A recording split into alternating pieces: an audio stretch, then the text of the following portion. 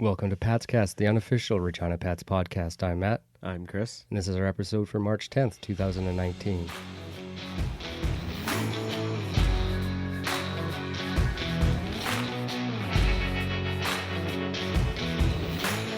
Right circle, Ty Cole.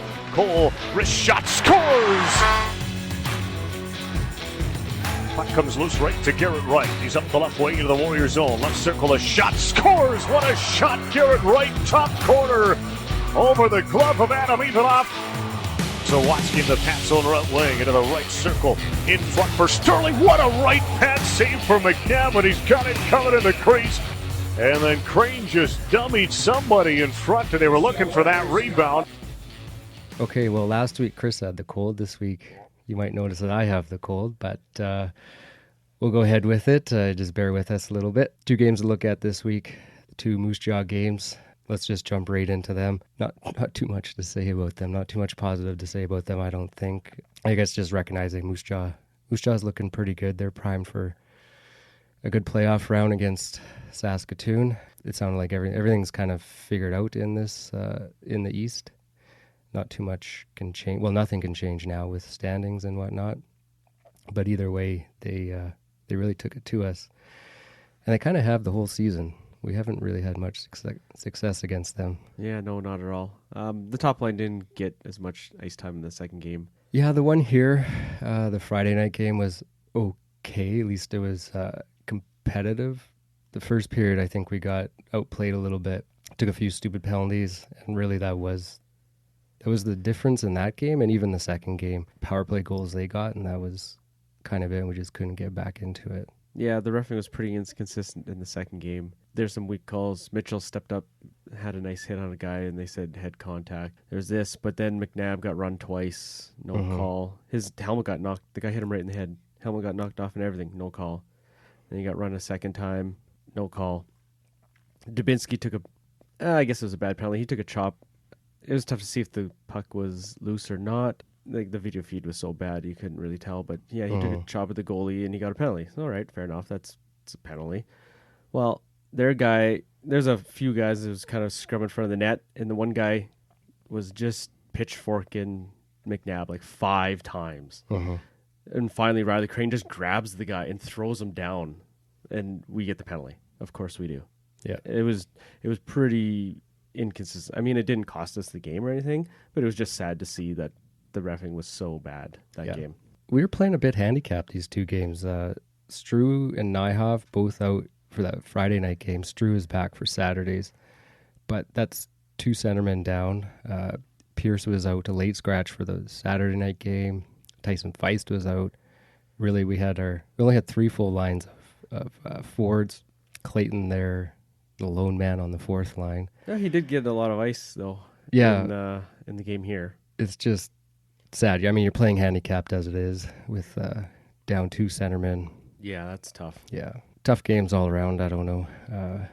Good fan draw though on Friday night. I was pretty impressed with that. Yeah, almost a sellout. Near sellout. So I mean, it was fun to be at. It's good to see a non-playoff team really kind of just winding down the season to see that many people out. I don't know if they're giving away a lot of tickets or what's going on, but lots of people there. Good energy. Yeah, got to get out and get a little bit of entertainment before summer hits. So maybe it was the weather that was helping people get out finally. Yeah. Anything else you want to talk about these games, or just? I think kind of stood out the Alkamov-Dubinsky right line in both games kind of stood out. Right. They look good. Massey's look good again. You can see his speed's really, he's using advantage of that now. Like he realizes what he's got, and he's had some good chances. He had a kind of a little bit of breakaway on the second game there.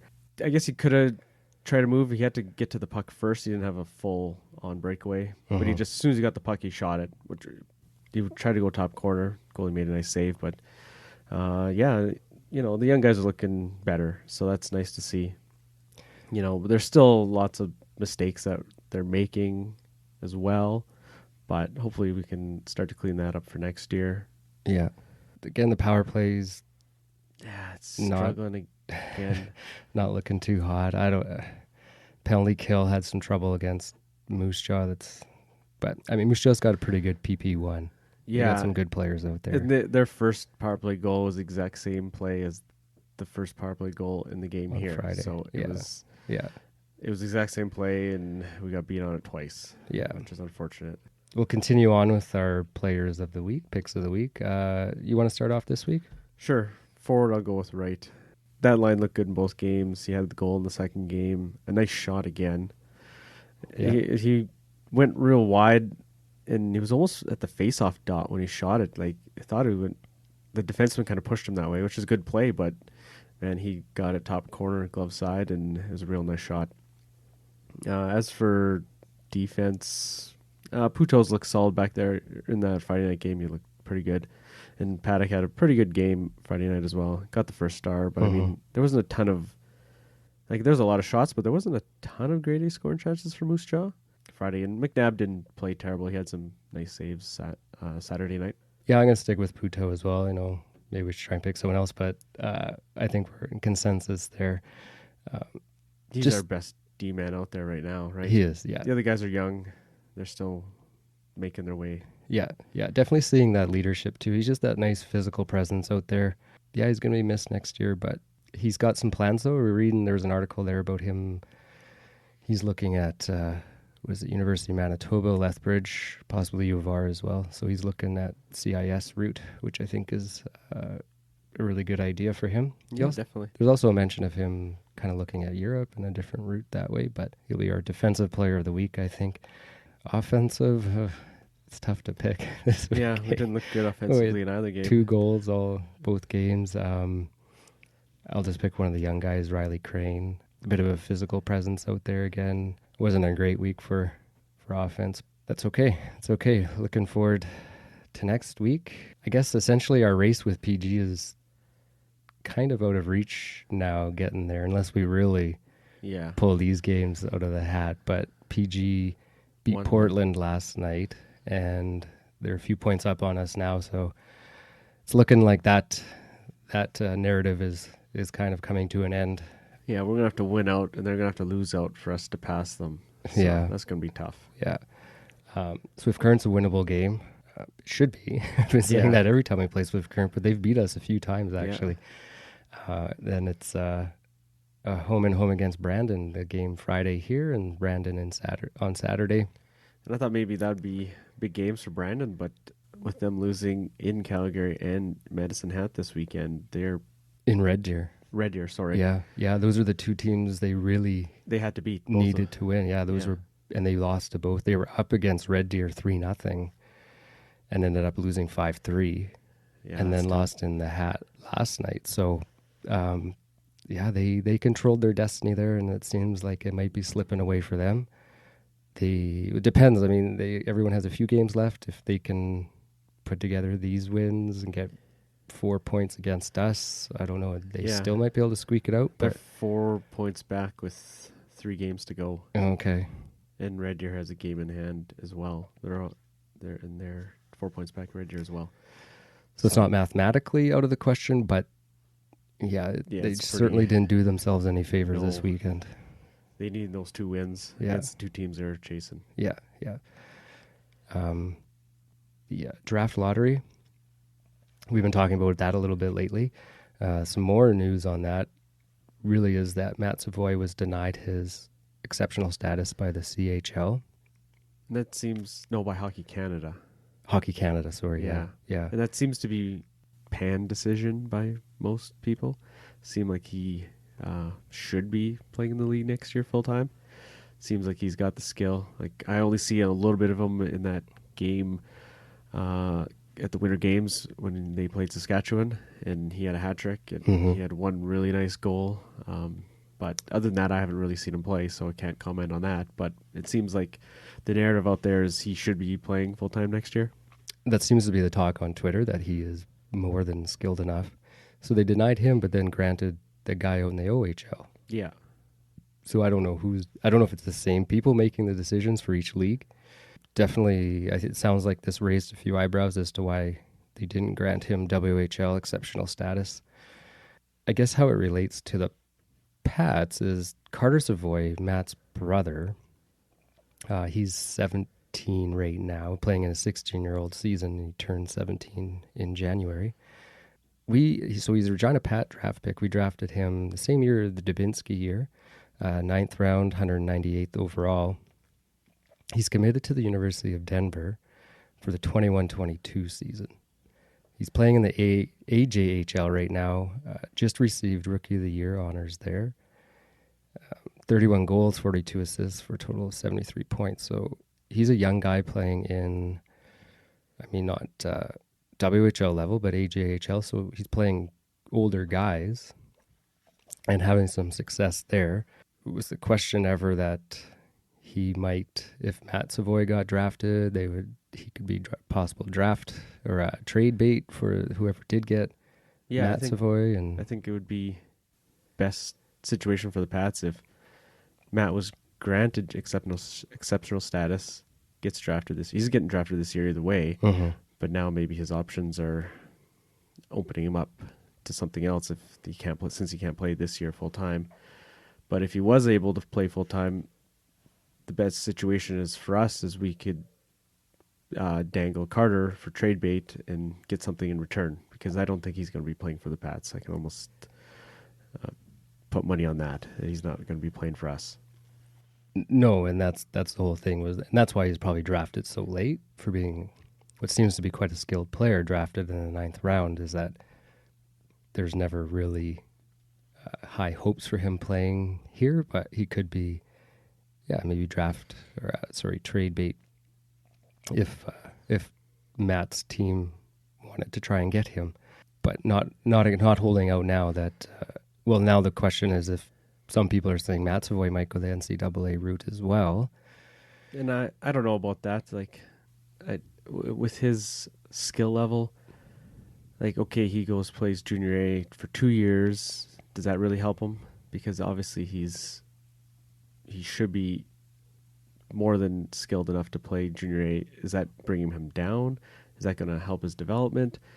And then go play NCAA. Well, you're not going to go play for 4 years. You're going to go there for maybe 1 year and then go to the NHL. So, the best option for him for development would probably be the WHL, even though he got denied for this year. It's up to them though, what they want to do. It's kind of similar like Tyson Jost, where we picked up his rights and we thought maybe there's a chance of him coming last year, Memorial Cup year. Yeah. But he's like, no, I play in junior A, go to school, and then he signed with Colorado after his first year of school. Not even after first year of school, after the hockey season was over in his first year. And then he said, well, I was only planning to play 1 year of school, maybe 2. Well, what's the point of going to school if you're going to play 1 year? You might as well go develop in the best league rather than playing junior A and then go to the NHL or do whatever, right? But I don't know, it's kind of odd why guys are keeping their NCAA status open to go play 1 or 2 years, maybe. I don't understand that. For the high-end guys, obviously, it's an excellent option if you're maybe not a full-time WHL player or you're kind of on the cusp of that and you want to play junior A. There's nothing wrong with junior A. It's just for the high-end guys, I think it's kind of pointless. So then what's his option next year then? He could play? Well, he'll have to play midget he's Northern Extreme this year, so he'll play midget there, I assume, or wherever. And then as a 16-year-old, he'll decide if he goes WHL or Junior A or whatever else. So there is that bit of a gap in Canada between, say, high school kids to the, that 15, 16. Well, you got midget AAA. That's. I guess it's getting more competitive with all those academy teams and things like that. Maybe that's what they're trying to develop. Interesting. I think most people were expecting him to get the exceptional status, so that he didn't. Kind of adds a bit of a more drama to the story. But so now maybe does he not go first overall? Because if he was granted exceptional status, he would have been first overall, guaranteed. So maybe now there's some doubt. Maybe whoever gets that first overall pick, do they kind of waver on the decision to take him? I guess there's going to be lots of discussion with his family. And so. do they do interviews and discussions with him beforehand? Yeah, They can do that. That's not some sort of weird tampering question. No. Okay. Yeah, very well then. I guess we'll know come draft day. If he drops down, then must be clear that he's not totally committed to the WHL yet. So Yeah. I guess we'll wait and see. Kind of talking, so that's looking at the Pats roster going forward a little bit. It's worth talking about the import draft here too, since we will have a higher pick. Yeah, it'll be in the top 9. Yeah. So you're starting to think, okay, is there anyone out there that's worth us looking at and picking up? It's not to say that our guys this year are a disappointment in any sense, but the reality is this is, it's a business in a sense that winning is the business, and if there's an opportunity to pick up a player, do we take it? Yeah, well, they have to do their due diligence. Yeah. And look into a player. Like both these guys we had a very low pick. I can't remember what exact pick they were, but both of them, for what they are, they're pretty solid. But we're going to have a top 9 pick. It could be an NHL drafted guy we could pick up. Mm-hmm. But that's if he wants to come here and all that rigmarole with the Euros, right? But the Pats, they have to do their due diligence and look into it at the very least. Yeah. They'd be stupid not to. Now, we haven't quite figured it out if you can have more guys on your list or I guess not your roster, but if we say we did pick a guy. I think you can have 3, but you have to declare at some point which 2 you're going to have. So. That makes sense. You only can have 2. So the question is how many you can have for how long. Yeah. But if you can have 3, then bring them to camp, and if they show up to camp and exactly have a competition there, I guess. I don't know. Yeah, I don't really know who's out there or who's, obviously who's willing to come here. That's a whole nother story. But there's a couple high end guys like from Finland, Capo Kakko, game-winning goal, World Juniors. Like he probably will get drafted. And then there's the Russian, I can't remember his name offhand, but he's ranked number 2. Yeah. Like, very good chance he's could come over here. He'll get drafted either way. So, there's going to be some talent available at number 9. It's whether or not we decide to take it, whether or not decide we get a player who wants to come. Yeah. Wanting to come is the big thing, right? Because there's no denying that those European development leagues and the leagues they can play in there are not, they produce great players. So. Yeah. Yeah, it's just whether or not the player wants to come to Canada to play or not. Yeah. Some do, some, obviously some don't come. Some of our guys go over there. Yeah. And play there. So, I guess we'll have to wait and see. That being said, Sedov's rated a C skater in the NHL draft, so it's not. There's obviously someone's recognizing some skill and some potential there, so he's should be someone. You don't want to get rid of and possibly make a Zamula mistake, I guess if you want to call it that. But that kind of decision. Yeah, let go of a really good player. Yeah, it's another interesting choice. Like Paddock was saying in an interview I was reading that it was on TV, that the roster we have now and how we've been saying it's the team of next year. He says it's not, and there's going to be some changes. So maybe that's one of them. Yeah, who knows? Right. So it sounds like there might be some changes here in the off season. I think there always will be. Paddock he's always kind of tinkering and trying to get better. So if the opportunity arises, I could see him taking that. Yeah, he's not one to stand pat.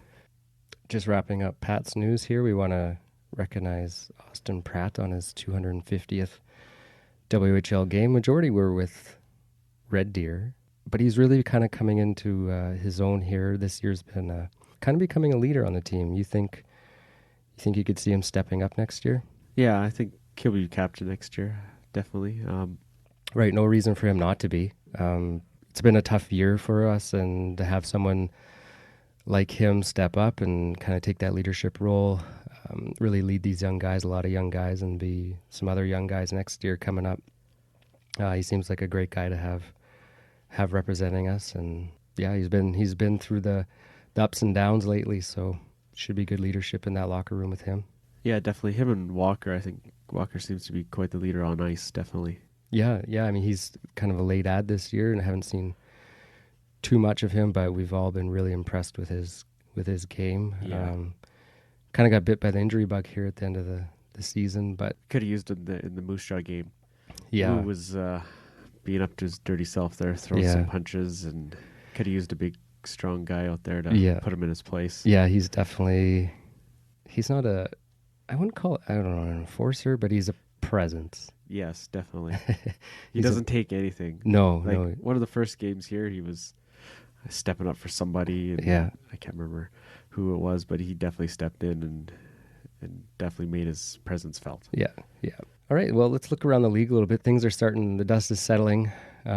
East Division with PA, Saskatoon, Moose Jaw is all figured out. Central, Lethbridge is really kind of making a bit of a push here. They're 9-1 in the last 10. Yeah, they just passed Edmonton. Yeah. But Edmonton's 8-2 in their last 10. Right. So two teams really pushing for that top spot.